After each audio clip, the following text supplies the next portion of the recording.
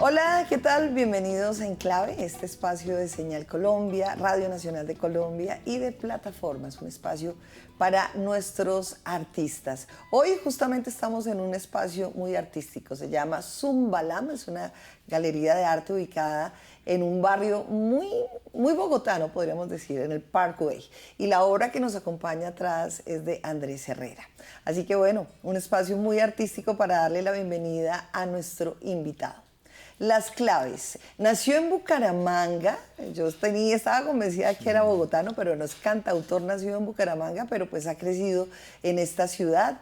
De sangre guajira, de sangre santanderiana, ya lleva 26 años de carrera artística, 7 producciones y combina y realmente se ha destacado no solamente en Colombia, como también en Latinoamérica por combinar muy bien la canción de autor, el humor y la poesía. Yo creo que ya ustedes saben quién es. Aquí está con nosotros Roberto Camargo. Roberto, bienvenido a Enclave. Una felicidad este encuentro, Deisa. Gracias por la invitación. Además, en un espacio creativo como es usted, porque además olvidé decir que es tallerista, que también ha hecho producciones infantiles, bueno, de todo un poco. ¿De dónde saben artística, Roberto? Yo siento que nace bastante en la adolescencia como una necesidad de expresión. Creo que siempre vi en el arte la posibilidad de decir cosas que de pronto así conversadito, como hoy estamos haciéndolo contigo, no eran tan fácil de decir. Y sí encontré en un momento de la adolescencia, además siendo hijo único de papá santanderiano y mamá costeña en Bogotá, o sea, siendo un poco migrantes todos acá en la ciudad, a través del arte, de la música, de la canción, de la poesía, del dibujo, una forma de decir sí, lo que hablando no era tan fácil de expresar. Entonces creo que viene por ese lado. Una pulsión, una necesidad de expresión que ya después con la vida se convirtió en una carrera universitaria y se convirtió pues en la fuente de sustento de hoy en día. Entonces 26 años haciendo del arte vehículo para decir cosas y también para vivir, ¿no? Para pagar un arriendo, para viajar, para sostener una familia. Entonces, bendito sea el arte, la diosa música, la diosa pintura. Claro que sí. Bueno, vamos a volvernos un poco en el tiempo y a recordar a ese niño Roberto Carlos.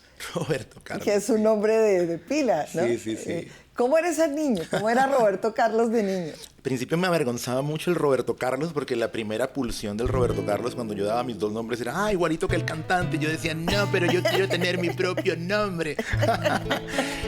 pero con el paso del tiempo entendí que el Roberto Carlos me lo pusieron Remedios, mi vieja y Alfonso, porque eran muy fan de la música. Y aunque en ese círculo cercano no hay músicos en la familia, como en esa primera relación, papá, mamá, sí lo hay en los tío-abuelos. Por el lado materno he descubierto por ahí que tengo un ascendente que fue músico. Luis Felipe Mejía, que compuso versos para el bando de Riohacha. Eso lo descubrí hace poco. Uh-huh. Pero mi casa siempre fue una casa donde la radio permaneció prendida. Y siempre hubo discos, siempre hubo vinilos, cassettes sonando de muchos tipos de música. Tanto la música costeña, o sea, había vallenatos en la casa, pero mi papá era muy fan de la música de cuerda. Y aparte de eso, pues aquí en Bogotá, las emisoras, yo soy un producto del crossover, yo soy un producto de la lógica del crossover, que cuando la miro hacia atrás, finalmente es lo que a uno le ayuda a entender que un género musical, lo que me ayudó a entender a mí fue que el género musical no era una camisa de fuerza, y que una buena letra podías tú tocarla en cualquier género musical, ¿no? Esa fue como la primera reflexión que yo tuve de niño siendo cantautor. Y es, no, pero yo no soy vallenatero, no, pero yo no soy rockero, no, pero yo no soy hip hopero, Dios mío, ¿qué soy? Y entonces entendí que todo eso me lo había dado justamente estar en Bogotá, uh-huh, como esa sensación de diversidad y de poder sentir que podía hacer todo finalmente y que podía agarrar de un ritmo y de un género y de un tipo de letra y de lógica para fabricar mi propia música. Entonces creo que eso de niño me ayudó a expresarme y también a decidir después con el paso del tiempo que no fuera solo un hobby, sino un camino espiritual incluso, la música, el arte. O sea que la familia como tal no era música. O sea, yo creo que La música llegó desde el nombre, desde Roberto Carlos, porque con esa presión de uno llamarse Sí. como Roberto Carlos, yo creo que usted ya... Sí. Y me ponía a cantar y me sabía las canciones de Roberto. Me mandé mi Cadillac al mecánico hace días. Me las sabía también, ¿no? Y a mi viejo, bueno, con mis viejos tuvimos una muy buena relación. Ya hoy en día ambos trascendieron, pero la de... Tú eres mi hermano del alma, realmente el amigo, que en todo camino y jornada estás siempre conmigo. Es tu corazón una frase de puertas abiertas. Tú eres realmente el más cierto en horas inciertas. Esa fue una de las primeras canciones que me enseñó mi papá. Y era una canción entre él y yo, ¿no? De ser amigos, tuvimos esa relación con Alfonso. Entonces la música, aunque no había el primer músico en casa fui yo, sobre los 12, 13 años que dije, voy a ser músico. Y bueno, eso generó otras cosas. Ajá. Pero siempre la radio, siempre los discos fueron la banda sonora de todo lo que pasaba en casa, de cocinar, de hablar, de hacer oficio, de todo. Roberto, bueno, usted llega a Bogotá, además, yo decía al inicio, yo pensé que usted era bogotano y que usted de alguna forma representaba esa mixtura que es Bogotá, ¿no? Mamá guajira, padre santanderiano, usted en esta fría Bogotá.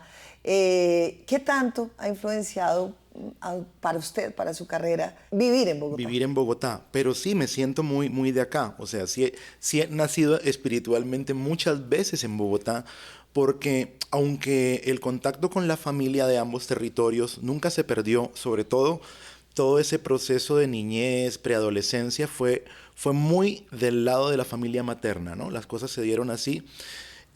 Bogotá a mí me dio todo. Bogotá a mí me dio el amor. Bogotá a mí me dio las amistades. Bogotá me ha dado la posibilidad, además de conectar con otros lugares de Colombia. Bogotá me ha dado la posibilidad de soñar que era posible asumir la vida con una guitarra, que me parece uno de los sueños más ingenuos, más románticos, pero también más bonitos que he podido vivir. Y bueno, Bogotá me da todos los días, me sigue dando el aprendizaje generacional de un montón de músicos, músicas de Bogotá y de muchos otros lados del país.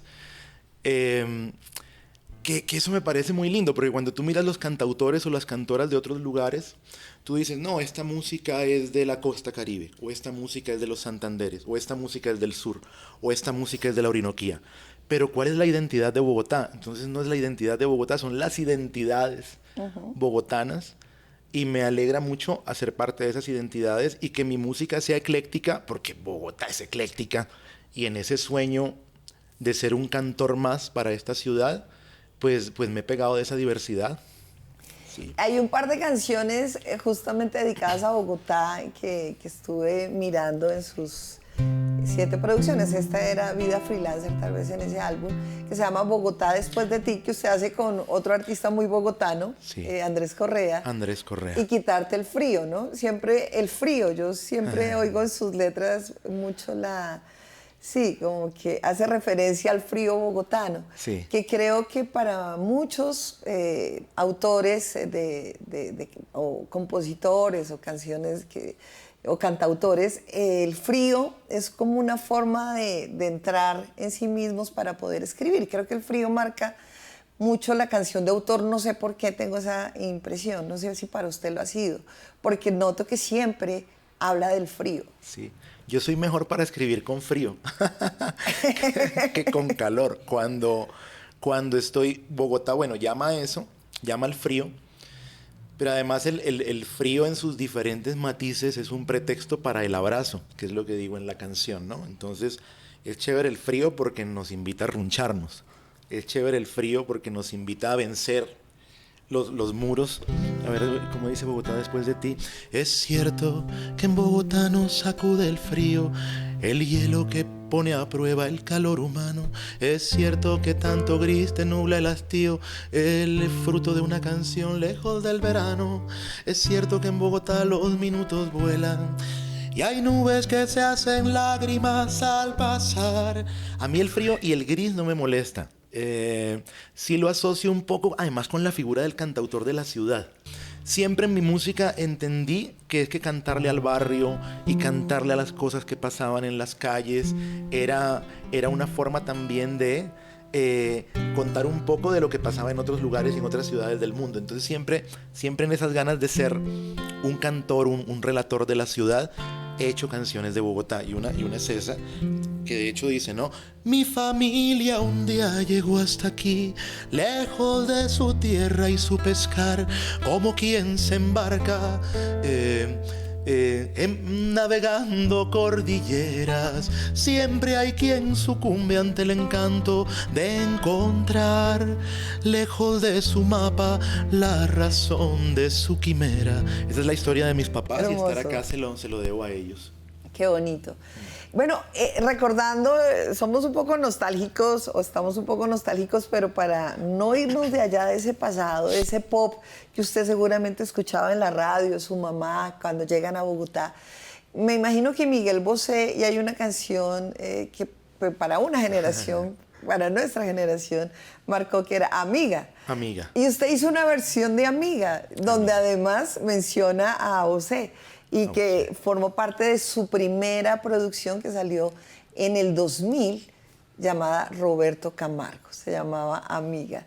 ¿Qué significa para usted primero ese primer, digamos, diploma de grabar un álbum a los 22 años, además?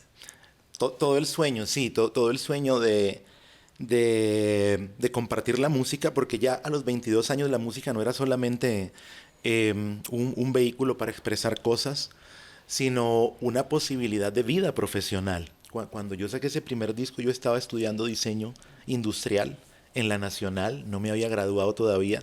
De hecho, me había tocado terciariar un semestre por andar en temas de la música, porque esa época fue hermosa. Imagínate que había un programa, Hoy en Día IDARTES, en ese momento la Secretaría de Cultura y el IDCT, si no me equivoco, tenían un programa que se llamaba Tejedores de Sociedad. Entonces, en el programa de Tejedores de Sociedad, tú tomabas clase con Tito Campo, tomabas clase con Sergio Solano, que había sido parte de la banda de Shakira en ese momento, con el Chato Rivas, con Wilson Cifuentes, que había sido clarinetista de Totó La Momposina.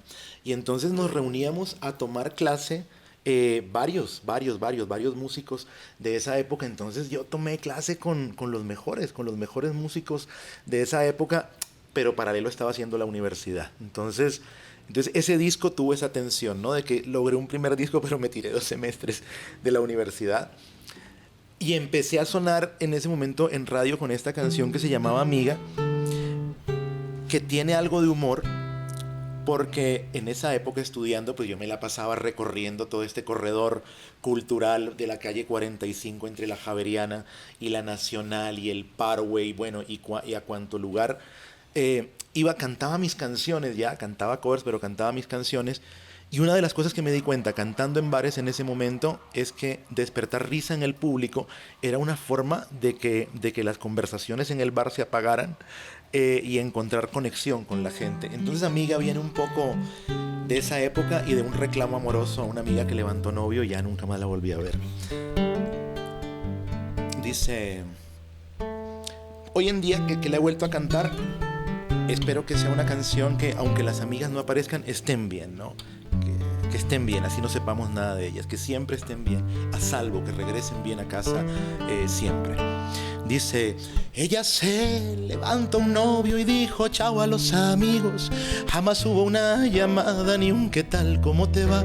Genial si está encarretada, malo sería lo contrario. No es que se reporte a diario, pero llame algún día más, porque hermano, cuando andaba mal yo le tendí la mano. Fresca mona, yo le ayudo tal por cual. De cumpleaños le di algo de Benedetti y de colmo hasta el confeti me dejaron por pagar. No estoy pasando factura, pero estoy tan rellevado en estos días y no tengo nadie con quien conversar. Amiga mía, amiga mía, qué dulce esa palabra, qué sencilla esa palabra suena hoy, dijo el ingenuo de Bosé, pero es que él no te conoció, oh, Miguel. Miguel nunca te conoce, no, Bosé nunca te conoció. Miguel nunca te conoce. Y de mí que te puedo decir que su parcero está jodido, sin trabajo, sin dinero, sin paraguas y en mitad del aguacero, sin abrazos de domingo, sin cigarros y con 30 ceniceros. ¿Cómo hago volar mis quejas si me encuentro prisionero de las rejas que me construyó su ausencia? ¿A quién hago mi reclamo si cuando a su casa llamo ni el contestador contesta? Era una época en que había contestador automático, ¿no? Todavía. Y cuando a mi casa llamo, ni el contestador contesta. Y el guiño a lo que me gusta la música de Bosé viene ahí cuando dice que si fuiste lo que fuiste fue en mi casa, que para ti fue tu palacio y tu guarida, y allí calenté comida para dos. Quejarte era la memoria cuando el último renglón de nuestra historia es del año 2002, amiga mía, amiga mía. Qué dulce esa palabra, qué sencilla esa palabra suena hoy, dijo el ingenuo de Miguel, pero es que él no te conoció. Bosé nunca te conoce, no, no, amiga mía, aparece ya, aparece ya, aparece ya, que llevo una pandemia sin saber nada de ti y me haces falta ahora mismo antes de que se desate un sismo, ahora mismo que necesitamos vencer los espejismos y vivir en paz. Quisiera más verte, amiga mía, porque si no, qué triste esa palabra, qué perversa esa palabra suena hoy. Más o menos así decía. Ay, Madrid, por la Virgen de Lourdes no quieras de nuevo olvidarte de mí, que no es justo l'oubli, souvenir du jardin. Tan lejos de París cantarán al otoño las flores del mar, que no soy Baudelaire, je suis un nouveau chanteur, que escribe vallenatos de perros y gatos y tango a Gabriel. Sí, señor. Y ahí llegamos, Roberto, a algo que es muy importante en su música y es el humor. El humor. ¿Cómo empezó usted a combinar la poesía y el humor? ¿Y de dónde viene? Bueno, uno de pronto tiene referencias a Lelutier, que es, yo creo que el grupo que más explotó, más el humor a través de la música. En el caso suyo, yo creo que es como a la par y bueno, mucho de riqueza musical y de poesía, pero también mucho de humor. Mucho de humor. El humor está ahí como un tono de defensa también frente a la vida. Uno a veces se ríe para no llorar, o uno a veces le da la comba, le busca la comba al palo frente a las situaciones, pero el humor es una actitud. El humor es una actitud más en un país como Colombia, en que hemos tenido tan buenos humoristas tan críticos y tan conscientes como lo fue Jaime Garzón en su momento. Pero alrededor de la comedia y alrededor de la oralidad siempre ha habido mucho en Colombia, muchos personajes muy buenos. De hecho, yo creo que yo llego al humor a través de la cuentería, ¿sabes? Porque en ese tema del descubrir la ciudad y los lugares de la ciudad donde este nivel de expresión con la guitarra era posible, los narradores orales en los Andes, en la Javeriana, sí, en la Nacional. Usted formó parte de esa. Sí. Eso no se llamaba stand-up en ese momento. No. Eran los cuenteros. Los cuenteros. Los cuenteros de las universidades. Eran los cuenteros, sí. Y hay otra gente que hoy en día pues siguió el camino de la comedia, ¿no? Como Gonzalo Valderrama, como Diego Camargo. Pero Andrés López también. Andrés López, por supuesto. De esa generación. Era fascinante ver a Andrés López en vivo, ser un cuenterazo. Y bueno, ahí conocí mucha gente. Óscar Corredor, Carolina Rueda, una maestra de la cuentería, Mauricio Linares. Y bueno, la oralidad, o sea, el tema de la palabra, como ese tema de los espacios donde era posible la palabra, eran espacios muy frecuentados en esta misma zona que te cuento. Y por cosas que tienen que ver con el fenómeno mismo de las ciudades, ¿no? La cuentería fue mutando como hacia el humor, como hacia el stand-up comedy, más o menos. Sí. Y pues muchos de nosotros que cantábamos en lugares donde había cuenteros, había poesía, pues nos dejamos permear un poquito sobre eso. En ese primer disco de Amiga, bueno, estaba Después de la Una, que era una canción que hablaba sobre el tema de tener que irnos a acostar a la 1 de la mañana cuando montaron la ley Zanahoria, y había una canción que se llamaba Yo solo quería un apartamento pequeño para ti y para mí. Entonces como que intuitivamente sí había humor, y había un humor que le debo en principio a un uruguayo llamado Leo Maslía. A Lelutier los conocí después, pero el primer cassette pirata que circuló por mis manos, de manos de Álvaro Peláez, de uno de los lugares famosos de esa época que se llamaba Famas y Cronopios, él veía que yo mamaba un poquito de gallo con la gente, entonces un día me pasó un cassette y le dijo, mira, escucha a este man. Y me pasó el cassette de Leo Maslía y como que algo me hizo clic en la cabeza, porque la canción, eso que llaman la canción de autor o la nueva canción, que igual son términos que vienen acuñados de afuera, de España, de Cuba, siempre las asocié con el tema de, bueno, un componente social, un tema relacionado con la protesta social, que no me identificó a mí en principio, ¿no? Como que yo decía, bueno, o sea, entiendo que la música de Silvio viene de cierto tipo de lógica, pero que yo cante solo con mi guitarra no significa que yo esté protestando siempre, ¿no? Era una de las lógicas que pasaba por mi cabeza en ese momento. Entendía que dentro de eso que llamaban canción de autor, levantar la mano en favor de una protesta social o política era parte de lo que posibilitaba ese tipo de música, pero no era lo único. Yo no era lo único, ¿no? Entonces yo hacía canciones como Yo solo quería un apartamento pequeño para ti y para mí. Algo no muy grande ni tampoco muy costoso, una cama y una grabadora para grabar nuestros latidos y escucharnos sobre la alfombra. Esta es una construcción que yo le debo a Maslía y después a Lelutier, que fue de Uruguay y de Argentina, donde yo tuve esos primeros referentes del humor. Y por otro lado sentía que a veces la música de autor podía llegar a ser demasiado densa también en sus planteamientos. Pero también vienen los sentimientos y las emociones. Hay un álbum que a mí me gusta mucho y una canción que yo se la pedí especialmente, que es La Virgen de mis Amores, se llama el álbum, y la canción La Virgen de mis Remedios, que es dedicada a su mamá. Usted, hijo único, ¿cómo transitó usted ese momento en que muere su mamá y cómo lo saca a través de la música?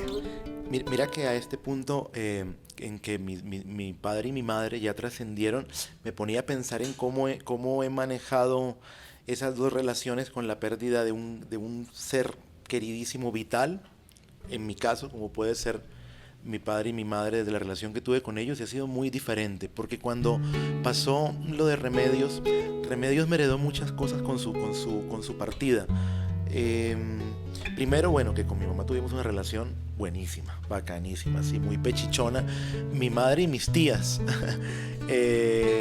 Y creo que eso hace que tenga una buena relación con mis amigas también, colegas cantoras, mujeres en general con las que camello, con las que me he encontrado, maestras a lo largo de la vida.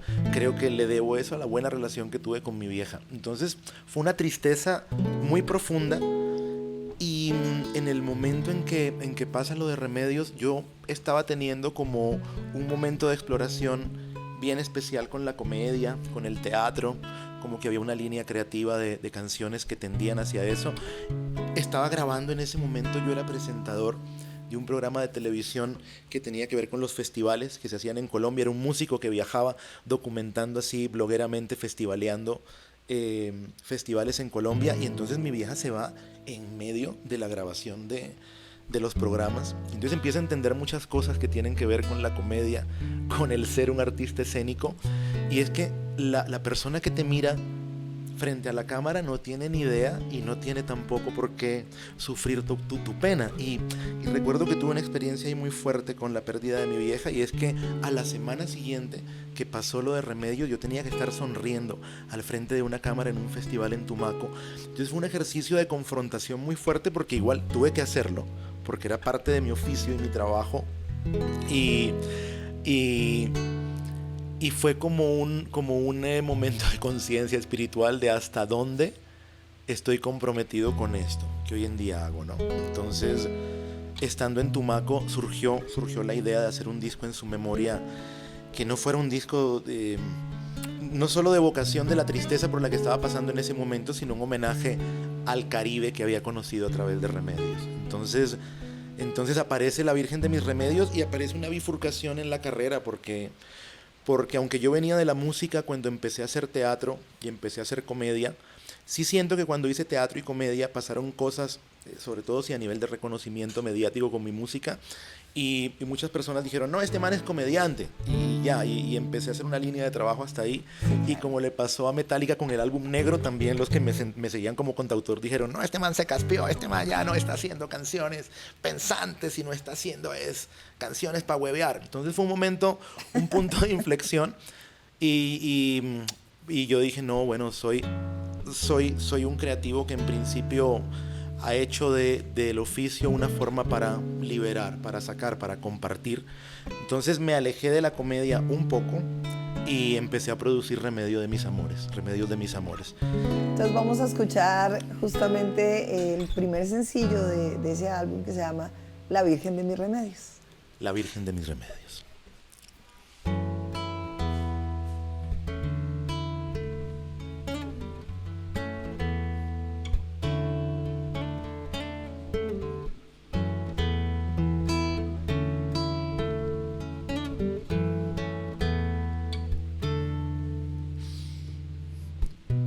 Palabra dulce, palabra clara, sabor a coco, olor a naranja. Bendita tierra, sutil misterio, el que se esconde bajo tu falda, mi bella Virgen de los Remedios.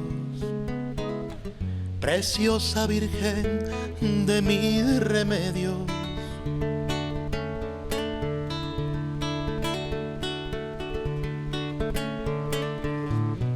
La calle se hace familia, la familia se hace cama. Tengo por cama una orilla, la orilla es un candelero donde se encienden las velas que iluminan mi febrero.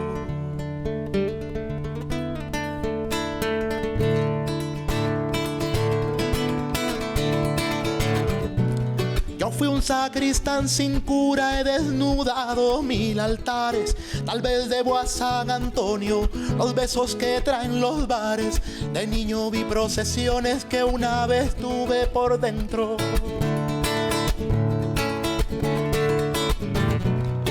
Del norte venía pa'l centro bailando de esquina a esquina.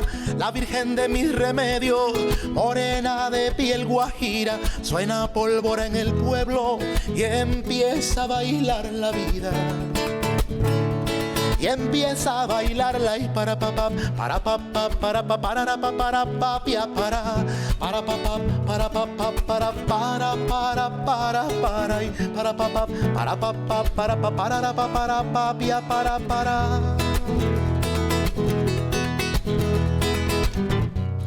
Yo era un sacristán sin cura, he desnudado 1000 altares. Tal vez debo a San Antonio los besos que traen los bares. De niño vi procesiones que una vez tuve por dentro. Del norte venía pa'l centro bailando de esquina a esquina. La Virgen de mis Remedios, morena de piel guajira, suena pólvora en el pueblo y empieza a bailar la vida. Y empieza a bailarla y para pa pa para pa pa para pa para pa pa para pa para pa pa pa para pa para.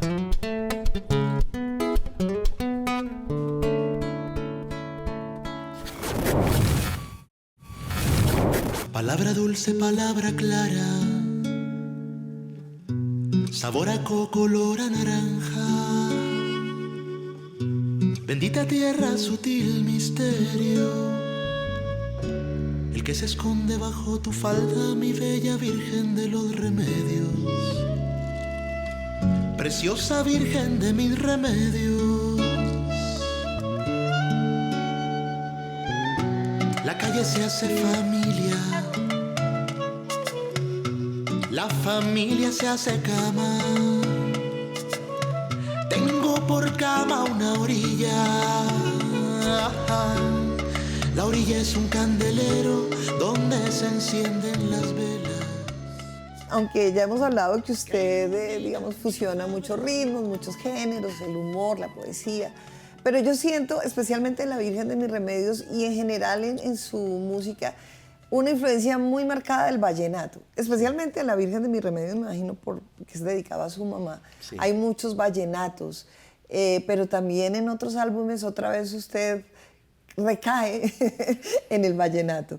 Tal vez ese puede ser su género favorito o el género que más lo ha influenciado. Yo creo que es un género que me sale natural, porque después de haber explorado tal vez los 2 primeros discos, hacia Remedios, años antes de publicar Remedios, yo empiezo a tener una cercanía más en mi música desde el vallenato, porque siempre miré a los cantantes vallenatos con mucho respeto, porque en la casa los cantantes vallenatos sacaban un long play al año, era impresionante, claro, siempre. Claro. El 26 de mayo de Diomedes Díaz, sí, anualmente el Binomio de Oro. Sí, totalmente, y los Betos, y sí, año tras año, era muy poderoso. Entonces acá siempre he escuchado mucho vallenato, en casa siempre había mucho vallenato, pero fíjate que a mí me acercó el vallenato fue la ciudad, o sea, curiosamente a mí me acercó, Carlos a mí Vives. Al vallenato me acercaron, sí, toda la onda rockera de acá. Entonces yo me acerqué al vallenato después de escuchar Carlos Vives y La Provincia con sus 2 primeros álbumes, me acercó al vallenato, La Tierra del Olvido, Iván Benavides, a quien tuve la posibilidad de conocer por esa época, me acercó al vallenato. Y me acercó al vallenato tanto como al teatro, Iván, porque fue de los primeros que escuchando mi música me dijo, escuches a este man, y me pasó un disco de Tom Waits. Entonces Bogotá, desde su rockeridad, me acercó al vallenato, el bloque de búsqueda. Porque entendí a través de lo que pasó en ese momento que habían otras formas de cantar el vallenato. Entonces en ese momento yo dije, bueno, no tengo que cantar así, que hacerlo así para ser un vallenatero. Y entonces empecé a hacer ya vallenatos como La Rosa y el Astronauta, que es uno de mis vallenatos favoritos.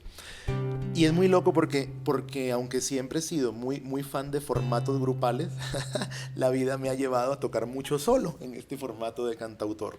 Entonces he aprendido otras cosas como acompañarme de la armónica, que ponerme algo. Cuando voy solo, ya también cuando viajamos a otras ciudades tenemos músicos que nos apoyan. Es una banda nómada, ¿no? A veces pasa mucho en el mundo del cantautor y es tú te vas con tu bajista o te vas con el saxofonista o con el guitarrista y vamos para Medellín, allá tocamos con el Santi que toca batería y tocamos con Ernesto que toca teclado, pero nos vamos para Bucaramanga, entonces allá tocamos con Henry. Entonces vamos armando unas bandas nómadas y pues qué chévere haber descubierto que hay 1000 formatos para tocar el vallenato. Eso me fresqueó mucho para empezar a hacer mi propio vallenato. Bueno, pues entonces escuchemos esa versión de La Rosa y el Astronauta en esa parte muy vallenatera que tiene Roberto Camargo. ¿De qué le sirve al hombre el oro de la tierra? Viviendo a 9 lunas de su tierra amada. Mejor es la riqueza cuando hay compañía. Tus besos son el oro de mis madrugadas. Sería tan diferente mi loco destino viviendo en Jamelín y tocando la flauta, pero yo me he inclinado por el desatino de andar fuera del mundo siendo un astronauta y siendo un astronauta.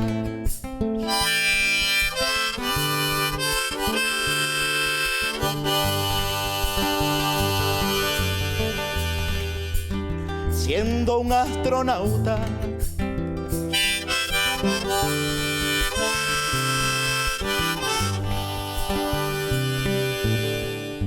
He visto en soledad más de 1 millón de estrellas. Voy a llevarte algunas y regreso a casa. No importa si me encuentro con otra doncella o viene y me rescata un primo de la NASA. aguardo los cometas y los meteoritos, le cuento mis pesares a las nebulosas. Si fueras mi princesa, sería el principito. Si fuera jardinero, tú serías mi rosa y rosa. Como la pantera rosa, bendita tú eres rosa, la maravillosa y rosa, espina cuando quieres rosa. Como la pantera rosa, bendita tú eres rosa, la maravillosa y rosa, espina cuando quieres.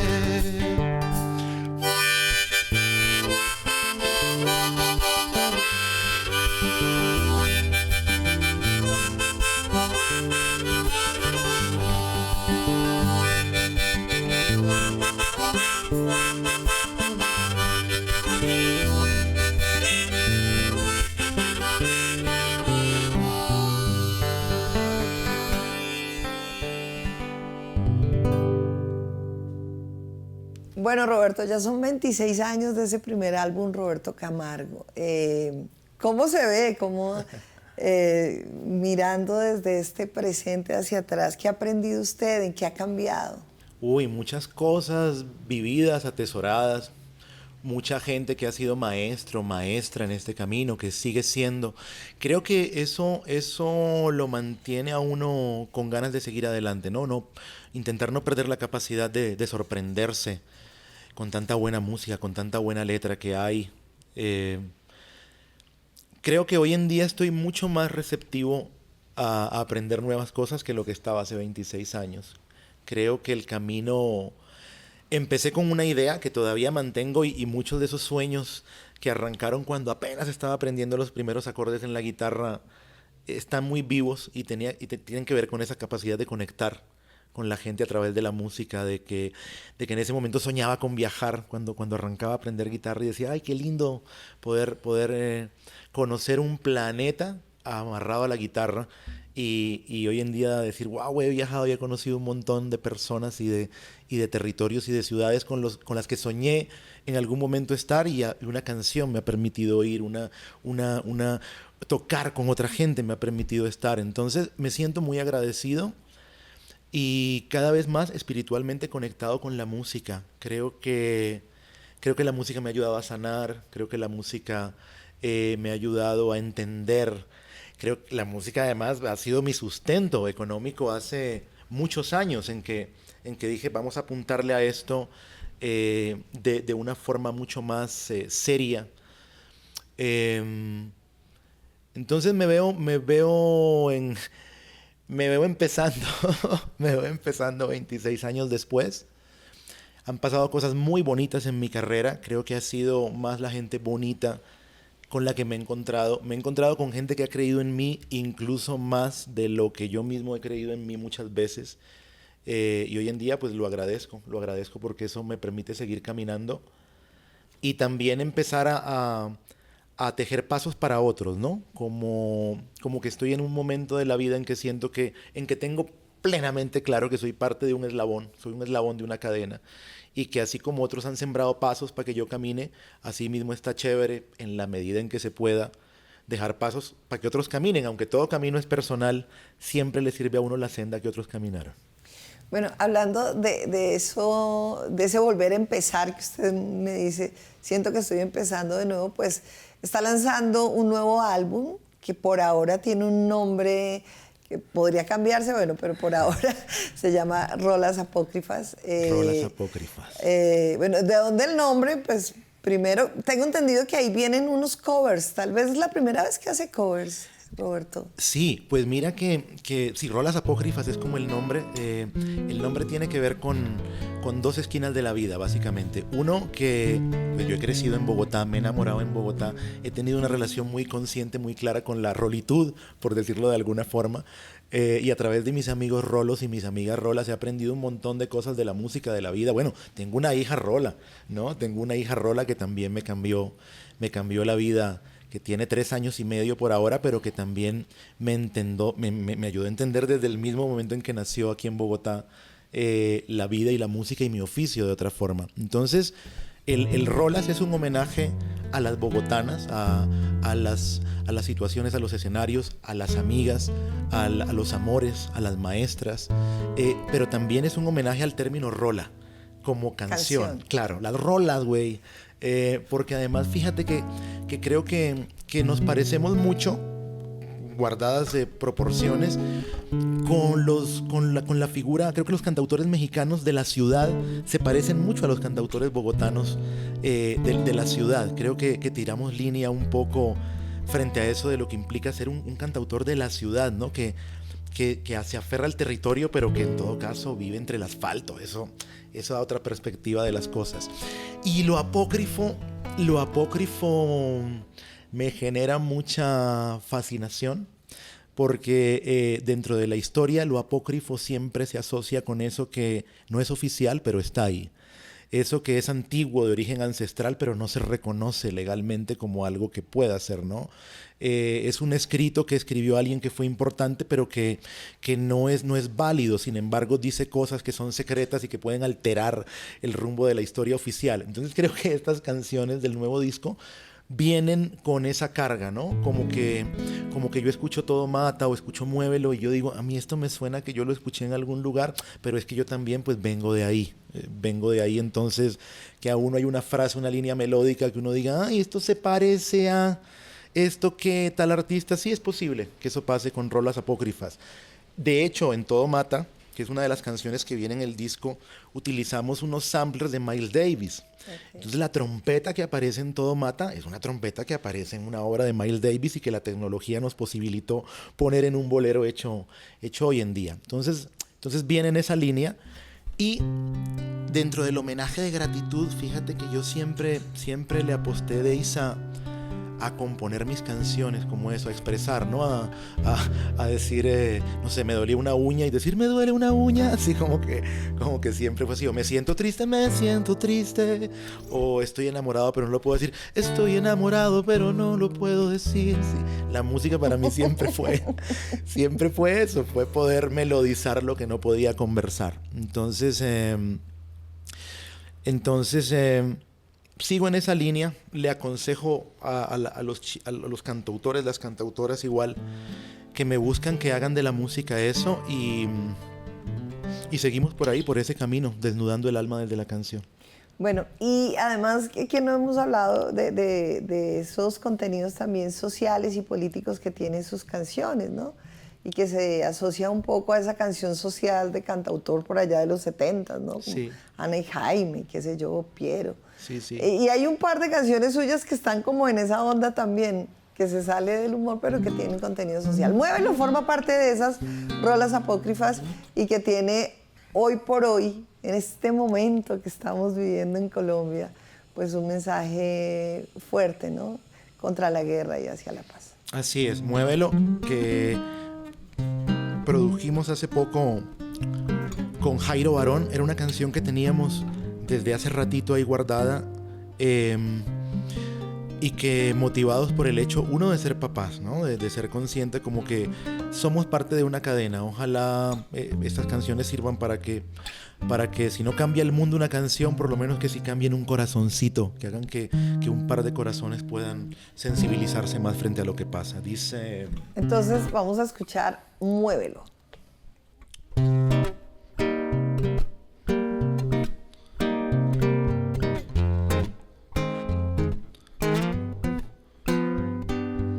Porque la gente ya no puede divertirse y los humanos ya no quieren conocerse. Es que los sueños ya no pueden construirse, o es que los malos ya no quieren detenerse. ¿Será que el oro que robaron hace un tiempo paga la risa de los dueños de la tierra? Paga la vida que ha dejado tanto muerto, paga el salario de los jefes de la guerra.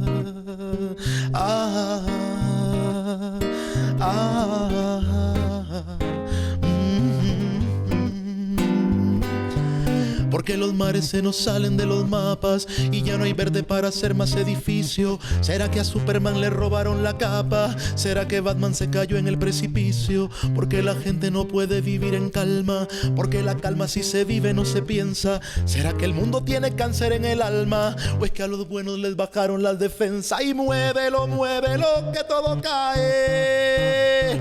Tú te distraes, que el odio cansa.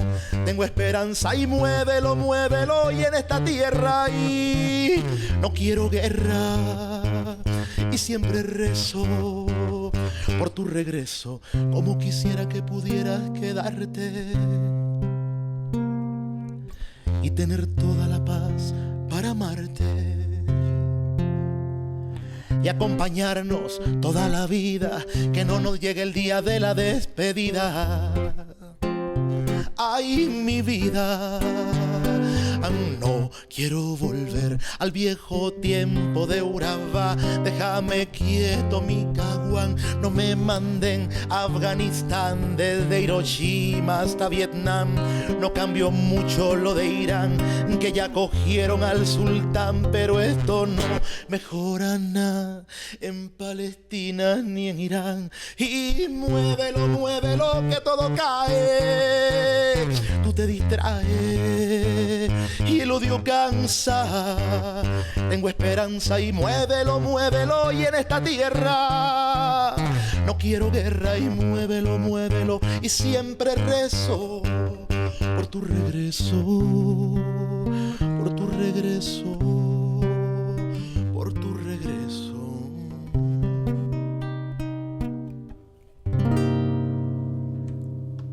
Digamos que ya mirando hacia el futuro, ya hemos revisado el pasado. ¿Qué le queda por hacer, Roberto? ¿Hacia dónde va? ¿Cuál es como, no sé, su meta artística hacia el futuro? Qué buena pregunta. Qué buenísima pregunta con todo esto que hemos caminado. Siento que el privilegio de tener un día a día digno desde todas las condiciones de lo que implica vivir, y que pasen 26 años más recopilando historias, aprendiendo de la gente, creo que ese es mi derrotero espiritual frente a la música. Ya frente a lo inmediato, hoy en día en que tengo mucho contacto con músicos que están arrancando su carrera, que están editando un primer, un segundo disco, que nos siguen ahí por las redes, que a veces compartimos, he pensado seriamente en publicar un libro. Y aunque estoy en mora me gustaría publicar mi cancionero, es decir, me gustaría publicar las letras de las canciones que hemos escrito, unos sonetos que tengo por ahí también guardados. De un tiempo para acá he pensado mucho en publicar historias que tienen que ver con esos aprendizajes, y publicar como un libro de anécdotas que se puedan convertir, si no en una lección de vida, por lo menos en algo que le permita a un cantautor que está arrancando echar mano hacia adelante para decir, bueno, vámonos por este lado. De pronto este camino, si no me facilita el proceso, por lo menos puede ser divertido andar por acá.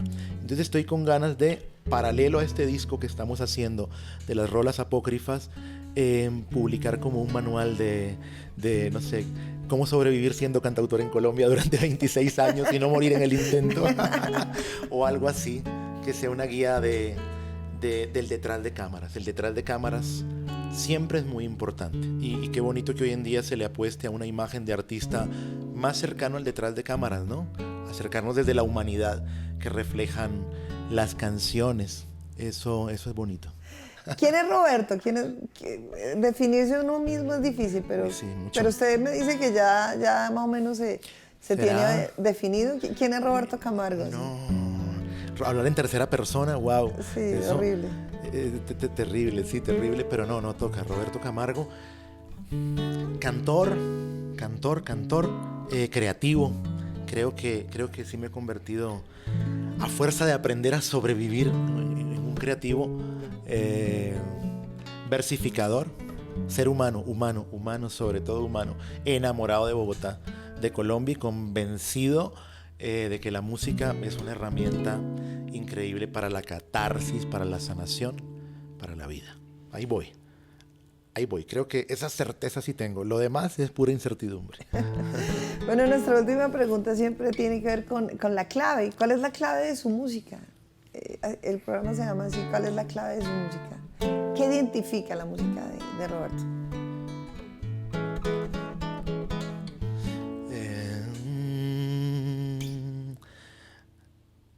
Reinventarse. Sí, reinventarse, no casarse con el personaje.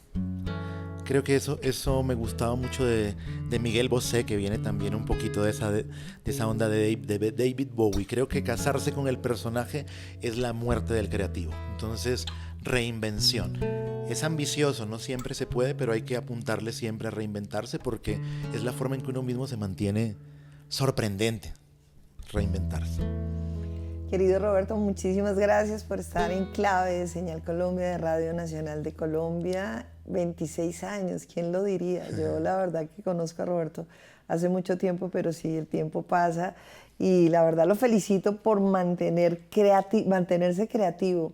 Usted realmente hace con su música no solamente que uno se divierta, que se ría, sino que también llore, se emocione. Tiene una capacidad artística inmensa, que la siga explorando. Y bueno, vamos a cerrar justamente con eso nuevo que usted nos trae, que se llama Todo Mata, que yo creo que ahí está todo el humor y la riqueza musical que usted nos puede regalar en una canción, ¿no? Todo Mata, ¿cómo nace? Todo Mata es otro procesamiento cómico de la tristeza. Todo Mata es una canción que yo compongo después de que Alfonso trasciende, después de que mi viejo se va a razón de un tema de salud relacionado con una enfermedad gástrica. Entonces vuelve nuevamente la tristeza ahí. ¿Y aquí hacemos con la música como vehículo de catarsis, de sanación? Y me encuentro con un cómplice musical con que había pasado por una situación familiar muy parecida, y es Henry Nicolás, que Henry es baterista del proyecto de Belandia y La Tigra, toca con otros grupos allí y está arrancando su carrera como cantautor. Entonces nos identificamos en el tema de sentirnos tristes, pero de hacer esto que llaman los brasileros del saudade, ¿no? Y es vamos a bailarnos la tristeza un poquito y a meterle alegría al gris. Porque a todos nos toca, a todos la tristeza nos toca en un momentito, por uno u otro motivo, entonces conectémonos desde ahí. Bueno, pues con esta canción cerramos este enclave. Muchísimas gracias a Lady Guzmán en la dirección. Bueno, también hay que decir las claves donde encontrar a Roberto Camargo en las redes. Roberto Camargo en YouTube, en Spotify podrán ver toda su discografía de 26 años. Si no lo conocen, pues ahí tendrán la oportunidad los que aún no lo han visto o no lo han escuchado. Gracias, Roberto. Gracias a ti, gracias a ti, gracias a ti. A todo el equipo que hace posible este programa, muchas gracias. Gracias por permitir hablar desde el corazón, por todo el respeto hacia mi persona y hacia mi trabajo. Y bueno, que esta sea la primera de muchos reencuentros. Claro que sí. Muchas gracias también a Suabalam Galería, este sitio de Andrés Herrera. La obra es del artista Andrés Herrera, que nos acompaña. Muchísimas gracias. Y bueno, acá nos despedimos con esta nueva canción de Roberto Camargo, Todo Mata.